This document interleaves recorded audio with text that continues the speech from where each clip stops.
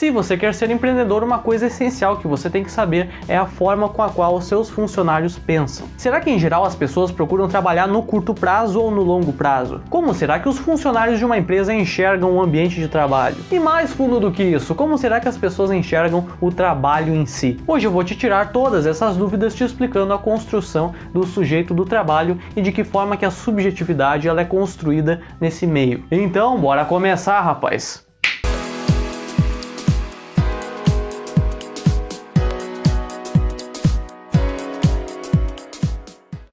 Bom, para você entender a mentalidade vigente com relação ao trabalho, a gente tem que voltar lá no passado, lá na antiguidade, para que a gente entenda qual que foi a origem dessa palavra. O termo trabalho ele tem origem lá no latim, numa palavra chamada de tripalium, que era um instrumento de tortura. Basicamente eram 3 pedaços de pau, tinha um no meio e tinha mais 2 assim no formato de X, onde a pessoa ficava de pendurada. Daí os caras batiam, davam chicotada, faziam o que queriam com a pessoa, e inclusive até botavam fogo. Tá pegando fogo, bicho! Eu fiz aqui uma linhazinha do tempo básica com os principais períodos da história da humanidade para que a gente entenda o que o ser humano ele achava do trabalho em cada um desses períodos. Como eu te falei, o termo trabalho ele teve origem lá na antiguidade nesse instrumento de tortura que era utilizado pelos romanos. Com o tempo aquela palavra tripalium ela foi mudando a conotação dela, ela foi ficando com o sentido de trabalho duro. Não é de agora que o ser humano é preguiçoso, rapaz. Desde lá atrás ele já achava que o trabalho era coisa ruim. Não, é só uma questão de brio. Você tem brio? Lá na antiguidade eu gostaria de chamar a atenção para a Grécia, porque caso você não saiba, eles tinham uma quantidade ali limitada de terras, porque grande parte delas era incultivável, então eles tinham que trabalhar muito nela. Então se tem um lugar que a definição de trabalho lá é importante, é na Grécia. O trabalho manual para subsistência, ou seja, para sobreviver, ele era valorizado sim. Porém o trabalho manual executado por escravos e por homens livres que não eram cidadãos, ele não era tão valorizado assim. Como você deve saber, a Grécia é o berço dos filósofos, de lá veio Sócrates, veio Platão, veio Aristóteles, e lá o destaque ele não ficava tanto na mão do trabalho físico, do trabalho manual, e sim do trabalho intelectual. Ou seja, aqueles que trabalhavam com política e com filosofia, eles eram mais valorizados. Porque a tua inteligência é o que você tem de melhor! Já na Idade Média, ali na Europa, a coisa mudou um pouco de figura. O tipo de sociedade que a gente tinha na Idade Média era uma sociedade teocrática, ou seja, que tinha grande influência da religião, ou seja, da igreja, na tomada de decisões. Então a forma que as pessoas viam o trabalho naquela época estava muito relacionada a isso. O trabalho era como se fosse uma forma de dar continuidade à obra de Deus. Naquela época ninguém via o trabalho como uma grande oportunidade de crescimento, porque eles viviam num sistema feudal, onde tinham vários servos, vários camponeses e tinha um senhor feudal que era o dono de todas as terras. O que valia naquela época era a quantidade de terras que a pessoa tinha. E o pessoal daquela época, ó, só se lascava, rapaz, porque além de ter que trabalhar nas suas próprias terras, no seu próprio arrendamento de terras, também tinha que trabalhar nas terras do senhor feudal. E tinha que pagar um monte de imposto ali, era uma desgraça. Os caras tentaram me matar. Então as pessoas viam o trabalho naquela época só como uma forma de você subsistir, só como uma forma de você sobreviver. Porém, com o início das cruzadas e da busca da terra prometida e uma série de outros fatores, o comércio ele começou a ser intensificado. Você acha que o Duque não quer aquela boininha bonitinha lá de Veneza, rapaz? Dessas feiras de comerciantes, elas foram começando a se tornar em cidades. As pessoas começaram a se alocar em burgos, a construir muralhas para proteger o local, porque antigamente não tinha muito o que roubar, porque tudo vinha ali da terra. Agora o que estava passando a ter valor era o dinheiro. Então tinha que ter pelo menos ali uma cerquinha para tirar os vagabundos, ladrão de lado. Uma respirada aqui. A cerca me mordeu. Só que começou a dar treta ali entre os comerciantes e a igreja, porque a igreja dizia que naquela época cobrar juros era usura, ou seja, era pecado. Por esses e vários fatores a gente teve uma crise chamada de crise do feudalismo. Isso marca o início ali da nossa Idade Moderna. Na transição da Idade Média para a Idade Moderna a gente teve o Renascimento, e foi um outro evento importante. O Renascimento ele foi um movimento cultural que tinha vários artistas famosos. Tinha, por exemplo, as tartarugas ninja que você conhece, o Leonardo da Vinci, o Michelangelo, o Donatello e o Rafael. Todos esses artistas trouxeram obras únicas e várias contribuições. O Michelangelo, por exemplo, para o ramo da escultura, o Leonardo da Vinci, por exemplo, para o ramo da pintura, assim como o Rafael também. O trabalho do artesão nessa época era muito valorizado, principalmente ali dos talentosos. E não foi só o campo artístico que teve benefícios, a gente também teve grandes contribuições no campo científico. A gente teve a criação do método analítico científico, o método cartesiano, onde a matemática ela passou a ser utilizada como um instrumento para a gente entender o universo. A gente passou passou a fazer muito mais observações e experimentações. Mesmo com todas essas coisas que tiveram, o ser humano ele ainda tinha muito pensamento do sujeito religioso. Nessa época aconteceu a Reforma Protestante, então a forma de se pensar com relação à religião, ela mudou um pouco. Mas a forma de se pensar sobre o trabalho ainda estava atrelada à religião, porque muitas pessoas naquela época viam um trabalho como uma forma de se aproximar de Deus. O seu trabalho, o seu esforço, o seu empenho eram formas de você atingir a salvação. O sangue de Jesus tem poder, tem poder, tem poder. Ou seja, segundo a linha protestante, você trabalhar para buscar enriquecer não seria um pecado, porque você estaria trabalhando, você estaria se empenhando com disciplina. O pecado seria você procrastinar ou chegar num nível social e você parar de trabalhar. Enfim, com essa parada toda na Idade Moderna, o ser humano ele foi ficando cada vez mais racional. Ele foi querendo ter liberdade, ele foi querendo ter igualdade e também fraternidade, que foi o lema da Revolução Francesa, que marcou a divisória entre a Idade Moderna e a Idade Contemporânea, que é a que a gente vive atualmente. A Idade Contemporânea já começou com um monte de cabeça rolando ali, rapaz. E cabeça de rei decapitado, hein? Muita baguncinha e muita diversão. Foi nessas revoluções que a gente teve ali o berço do capitalismo como a gente conhece hoje. Com elas, os reis perderam o controle e a burguesia passou a assumir esse poder. Daí a gente teve a Revolução Industrial, a contribuição da criação de um monte de maquinário, e daí as empresas precisavam de muitos colaboradores para operar todo esse maquinário. Então o trabalho passou a ser valorizado muito mais nessa época. Não mais por causa de uma religião que dizia que o trabalho chega perto de Deus. Não, agora a gente não tem mais o sujeito religioso, agora quem manda é o sujeito do trabalho, aquele que valoriza o trabalho como uma forma de se inserir na sociedade, como uma forma de obter o seu próprio sustento. Quem não trabalhasse agora estava fora da sociedade. Se não trabalhasse, virava vagabundo, virava pé de chinelo. O Satanás ajuda esses demônios, né? O trabalho então adquiriu uma centralidade na identidade do indivíduo, em quem nós somos. É aí que nós chegamos agora nos nossos dias atuais. Me desculpa a demora aí com todos esses acontecimentos sucessivos do passado. Que demora? Mas é interessante a gente saber isso e as formas que a gente pensava anteriormente sobre o trabalho, para que a gente entenda a forma que a gente pensa hoje. Não, agora eu quero relaxar.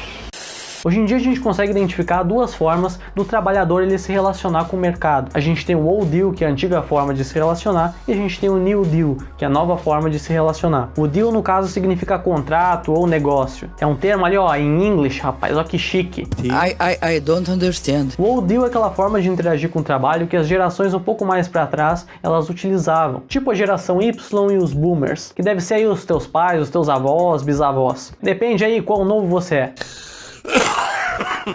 Num passado mais recente, como é que era o trabalhador? O cara já entrava numa empresa querendo formar uma carreira ali pro resto da vida. Ele entrava no intuito de ficar na empresa e de receber promoções ao longo do tempo, conforme ele for envelhecendo ali dentro. Ou seja, nesse caso, os trabalhadores eles confiam na empresa, eles são muito comprometidos, eles são aqueles que vestem a camisa. Eu tô falando que é um passado recente, mas o Old Deal ele ainda tá muito presente dentro das empresas. Porém, o que a gente observa hoje em dia é uma transição entre o Old Deal para o New Deal. E que diabos é esse tal de New Deal? É uma forma diferente de você ver uma carreira. É aquele trabalhador que entra numa empresa por causa da experiência que essa empresa tem para ofertar para ele, não necessariamente para ele ficar ali pro resto da vida. Ele valoriza muito mais o aprendizado e quando ele se sente desvalorizado, ele mesmo se demite. Ele não é mais tão apegado a um cargo, ele já entra na empresa pensando no curto prazo e não no longo prazo. Em geral, são essas pessoas que enriquecem e conseguem independência financeira. Porque as melhores oportunidades muitas vezes não vão estar dentro de uma empresa que tu está trabalhando, vão estar em outras coisas, vão estar em fazer uma faculdade fora do país, em outra empresa maior, em outra empresa que tem mais benefícios. Então o cara que está no New Deal é como se ele ficasse num trampolim, pulando de emprego em emprego e pegando todas essas experiências. A carreira que ele forma é baseada nessas experiências e não numa empresa em específico. É baseado no que ele viveu, no que ele aprendeu. E é importante você saber isso se você quer ser um empreendedor, porque você já tem que ter em mente que os funcionários que você for contratar, já que a gente está nessa transição, as pessoas elas podem estar chegando na tua empresa não pensando no longo prazo. Então você já tem que aceitar essas pessoas já pensando quem você pode colocar no lugar para substituir quando essas pessoas saírem. Porque com o New Deal você não pode ficar mais tão dependente de um funcionário. E também é muito mais difícil de você conseguir motivar esse tipo de funcionários, porque você não tem como dar promoção, porque ele sai do emprego antes de conseguir a promoção. Sai, ninguém fala nada, atenção, a hora de receber tem que sair do meu bolso para pagar. Ah, pro inferno! Então você tem que dar oportunidades para ele manter ele motivado. Como por exemplo uma formação, ensinar ele a desenvolver determinadas habilidades, mostrar para ele que ele é insubstituível. Porque esse cara ele tá focado numa coisa chamada de empregabilidade, em formar essa carreira global que ele tem, em aumentar o portfólio dele, a bagagem dele, o valor dele de mercado. Esse é o mercado, esse é o que esse mercado quer, o desenvolvimento da glândula pineal, da célula epífise, que está no íntimo do mesencéfalo, na base do cérebro. O contrato de trabalho também que você vai fazer com uma pessoa de New Deal e Old Deal é diferente. Tem contrato que é por tempo indeterminado, tem contrato que tem prazo. E a gente também tem contratos psicológicos, não só esses contratos formais aí para você assinar, que seria o nosso senso comum, coisas que já estão implícitas. Um excelente filme, se você quiser observar essa relação entre o Old Deal e o New Deal, é o Em Boa Companhia, ou In Good Company, em inglês. Esse filme ele mostra o dia a dia de uma empresa que vende anúncios para outras empresas, dentro de uma revista. E a gente tem ali o cara Old Deal, que é o diretor da empresa, que ele é chamado de Foreman, e acontece que essa empresa ela é vendida para outra, daí a administração muda, e esse cara ele perde o posto dele. Ele é colocado ali na posição de vendedor, enquanto o outro cara assume o lugar dele, que é um cara muito mais novo, que seria do New Deal, que é o The Rhea. O pessoal do New Deal é um pessoal mais jovem, são os últimos ali da geração Y, os Zoomers também, né, ou geração Z, e a tendência é daí pra frente. É a geração condomínio, que acorda de pantufa para não gripar. No filme você vê claramente a diferença do The Rhea pro Foreman. Você vê que um é jovem enquanto o outro é mais idoso. O The Rhea ele é muito workaholic, ele trabalha demais até nos domingos, ele traz os funcionários dele para trabalhar no domingo. Para uma pessoa do New Deal que não fica se atualizando, quem não se aprimora, é um vadio. Eu sou ladrão, rapaz, eu não gosto de trabalhar não, sou ladrão, não tem, velho. O Foreman não, ele é um trabalhador mais tradicional, que só trabalha nos dias de semana. Ele acha um absurdo trabalhar no domingo, tanto que ele reclama numa parte do filme. E ele começou bem novo na empresa, ele foi sendo promovido ao longo do tempo até que ele tinha assumido a diretoria, né? Que agora ele perdeu pro The Rhea. Se você for olhar, o escritório dos dois também é diferente. No escritório do The Rhea não tem quase nada, só tem um aquário com um peixinho ali. Porque tu te lembra que o New Deal é aquela pessoa que fica pulando de trampolim em trampolim, de emprego em emprego? Então ele não precisa estar colocando um monte de coisa, troféu,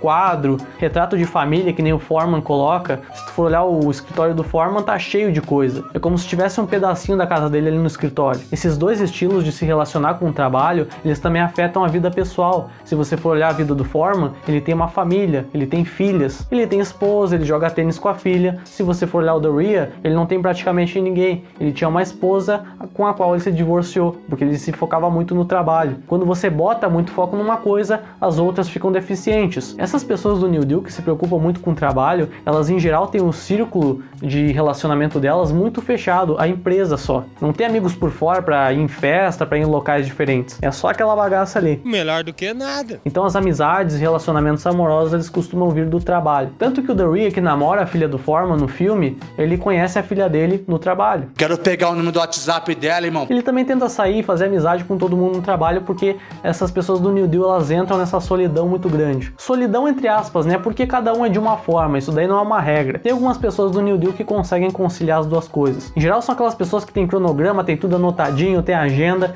e tem várias rotinas. A forma desses dois tipos de pessoa também de se alimentar é diferente. O cara que é mais workaholic, ele não tem tempo de preparar comida, então ele tá sempre em restaurante ou comendo junk food. Só um monte de porcaria ali que destrói a saúde do cara. Sanduíches daqueles que vêm com maionese, com tomate, com mostarda. O The Rhea do filme, ele também não para em casa, ele não para numa cama para dormir. Ele dorme dentro do carro, ele dorme no sofá do trabalho. Já o Foreman, por outro lado, ele dorme com a esposa dele. Então o The Rhea só lasca a saúde do sono dele também. Me desruga tudo a minha pele, sendo que eu não mereço isso. Eu quero dormir! Alguns certamente também não tem muito tempo para cuidar da casa, então deixa um negócio ali no chão todo apodrecendo, todo nojento, todo bizarro. Se bem que não é muito problema também, porque essas pessoas do New Deal, elas estão sempre viajando de um ponto para o outro para aproveitar as tais das oportunidades. Por isso que também é difícil a pessoa ela manter um relacionamento, porque ela cria amigo com uma pessoa numa empresa, num lugar, e dela já se muda para outro e tem que conhecer novas pessoas e criar um novo relacionamento amoroso. Então as coisas para essa pessoa são bem mais efêmeras, são bem mais transitórias. Essas pessoas são tão noiadas, tão workaholic, que elas querem até fazer alguma coisa quando elas estão de férias.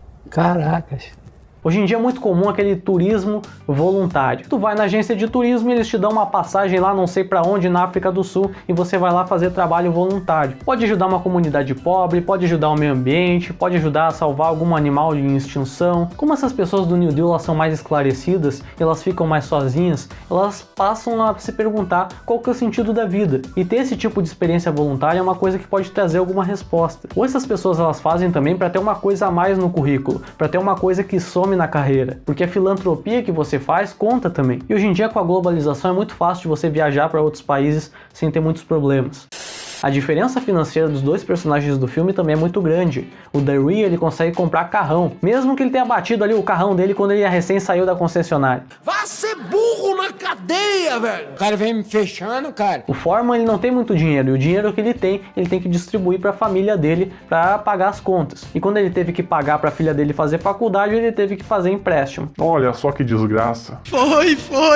Outra vantagem da pessoa que está no New Deal, além da riqueza, é ter várias experiências, viajar para outros lugares, para outros países, ter experiências com pessoas que falam outras línguas. Essas são experiências que as pessoas do Old Deal provavelmente não vão ter. O filme ele até passa uma visão errada no final, porque ele tem uma ideia de maniqueísmo, de bem e de mal, de que o Old Deal ele é bom e que o New Deal ele é ruim. Porque no final do filme acontece um milagre ali, o Foreman ele consegue o antigo posto dele. Mas na verdade as duas formas de se relacionar com o mercado de trabalho têm os seus pontos fortes e os seus pontos fracos. E cada um tem sua forma de pensar, de se expressar, de ver o mundo, de agir nele. A isso a gente chama de subjetividade. Tem pessoas que têm como meta de vida entrar dentro de uma empresa e ficar nela pro resto da vida. Tem outras pessoas que têm meta de vida entrar numa empresa, aprender alguma coisa, sair fora e achar uma oportunidade melhor. Assim como também tem pessoas que não querem trabalhar para os outros e querem criar os seus próprios empreendimentos. No ambiente de trabalho, cada um pensa de uma forma diferente. E não é que um tá errado e que o outro tá certo. Cada um tem a sua forma de ver o mundo. Cada um fica feliz com uma coisa. Tá, e por que um termina num ramo, num trabalho, e o outro não termina? Como é que se forma essa subjetivação, essas formas de se pensar? Nós temos forças do pensamento que, em interação, elas formam o ser humano assim como ele é. Segundo Foucault, são 4 forças que movem nosso pensamento e geram a subjetivação,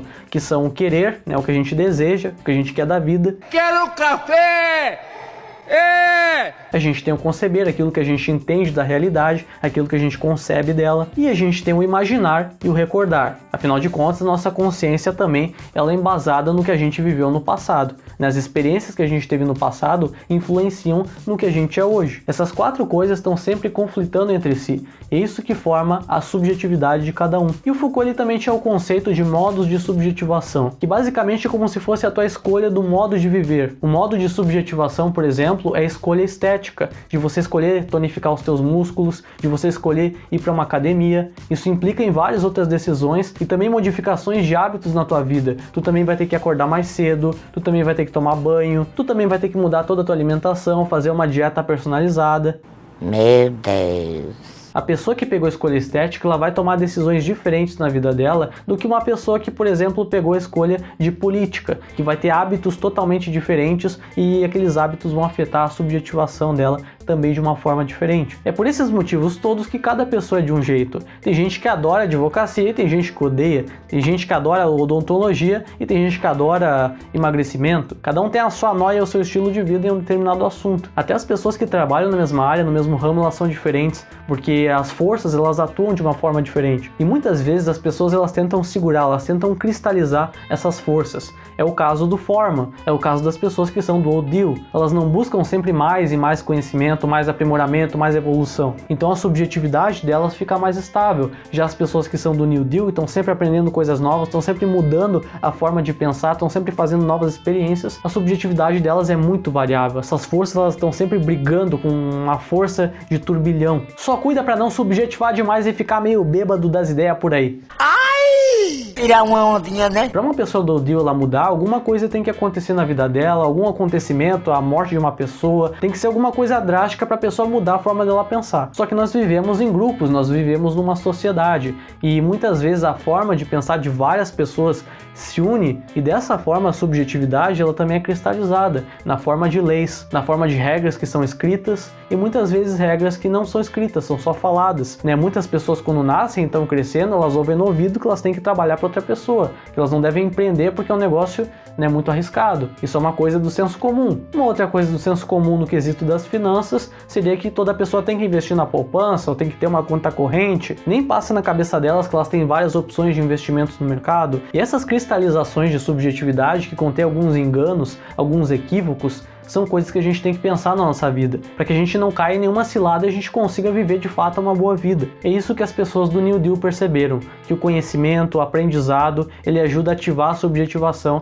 e fazer com que a gente saia dessa alienação. Se você quer um bom livro que fala sobre alienação, eu recomendo O Mais Esperto que o Diabo, do Napoleon Hill. Todo indivíduo, por mais que ele se cristalize, ele está sempre em constante mudança, em constante evolução. A subjetivação, ela nunca para. Os choques com outras pessoas, os choques com acontecimentos, eles sempre colocam essas forças que eu falei em movimento. Então a gente nunca pode dizer que o ser humano é uma coisa estática. O ser humano é um eterno vir a ser. Bonito! Enfim, agora você entendeu como é que se forma um sujeito no trabalho e de que forma que a subjetividade atua nesse meio. Mas é óbvio, né? Antes de você querer começar a pensar em trabalhar, começar a pensar em empreender, você tem que entender como é que funciona o sistema capitalista. E adivinha só, rapaz, eu já fiz vídeo sobre isso no canal, passo a passo te explicando as 7 principais características do capitalismo. Vai lá e dá uma olhadinha.